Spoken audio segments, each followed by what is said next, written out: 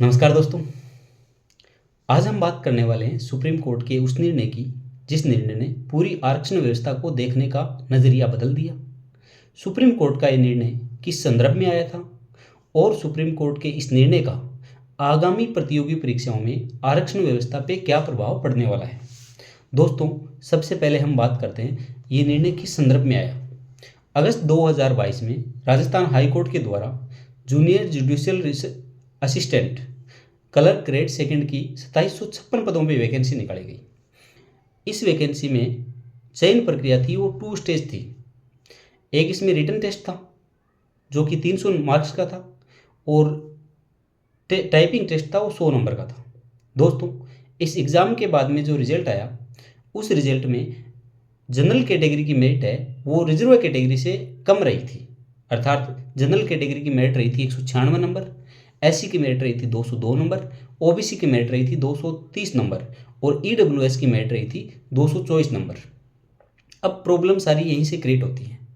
आरक्षित वर्ग के अभ्यर्थी का ये कहना था कि हमारे जनरल कैटेगरी से अधिक अंक होने के बावजूद हमें टाइपिंग टेस्ट के लिए आमंत्रित नहीं किया गया और अभ्यर्थियों ने हाई कोर्ट का रुख किया। राजस्थान हाई कोर्ट में मामला सुना। राजस्थान हाई कोर्ट ने निर्णय दिया कि जो आरक्षित कैटेगरी के अभ्यर्थी हैं और जिनके जनरल से अधिक अंक हैं तो उनको क्या करना चाहिए, टाइपिंग टेस्ट के लिए आमंत्रित करना चाहिए। लेकिन हाईकोर्ट का जो प्रशासनिक विभाग था जो परीक्षा कंडक्ट करा रहा था वो इस फैसले के खिलाफ सुप्रीम कोर्ट चला गया और सुप्रीम कोर्ट में मामला सुना गया। सुप्रीम कोर्ट में हाई कोर्ट का जो प्रशासनिक विभाग था उसका ये तर्क था कि ये भर्ती प्रक्रिया है, इसमें 2 चरण है और फाइनल सिलेक्शन जो स्टेज है वहीं पे आरक्षण दिया जाएगा, किसी को डबल बेनिफिट नहीं दिया जाएगा। वहीं अभ्यर्थियों का ये कहना था कि इस पूरी प्रक्रिया में जो रिटन मार्क्स है वो स्क्रीनिंग टेस्ट नहीं है, जबकि वो मेरिट का 75% डिसाइड कर रहा है। अर्थात 300 नंबर का तो रिटन है।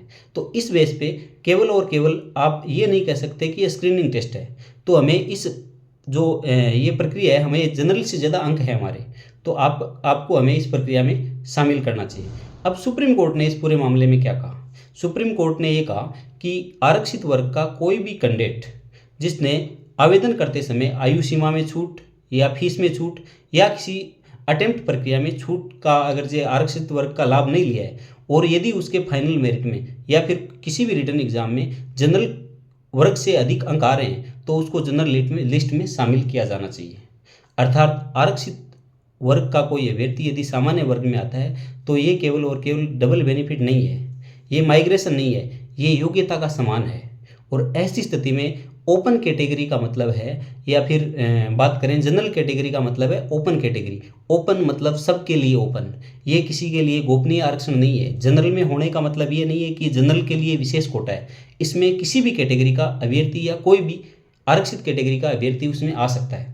तो इस सुप्रीम कोर्ट के निर्णय से क्या चीज़ें हुई, इस निर्णय से निष्कर्ष से निकला सुप्रीम कोर्ट ने आरक्षण को या फिर इस निर्णय के माध्यम से मेरिट पद्धति की रक्षा की, आरक्षण को सामाजिक न्याय का माध्यम माना और जो जनरल कोटा है उसको गुप्त कोटा बनने से रोका। अर्थात ये नहीं कि किसी एक वर्ग का है वो उसका अधिकार है पूरा, ये सब के लिए ओपन है। इसलिए सुप्रीम कोर्ट का ये निर्णय इतना विशेष है कि आगामी समय में कोई भी भर्ती परीक्षा होगी उसमें एससी, एसटी, ओबीसी, ईडब्ल्यूएस या फिर और कोई एसटी कैटेगरी का अभ्यर्थी है, यदि वो आवेदन करते समय किसी भी आरक्षित वर्ग का लाभ नहीं लेता है, जैसे आयु सीमा में छूट हो गई हो या फीस का लाभ है, ये आयु सीमा में छूट है, फीस नहीं, आयु सीमा में छूट वगैरह का लाभ नहीं लेता है वो, या अटेम्प्ट में जैसे यूपीएससी में अटेम्प्ट का मामला चलता है, तो वो किस में शामिल होगा, तो वो जनरल के आगे फाइनल मेरिट में उसके जनरल कैटेगरी से अधिक अंक आते हैं तो जनरल कैटेगरी में शामिल किया जाएगा। धन्यवाद दोस्तों, उम्मीद करता हूँ समझ में आए।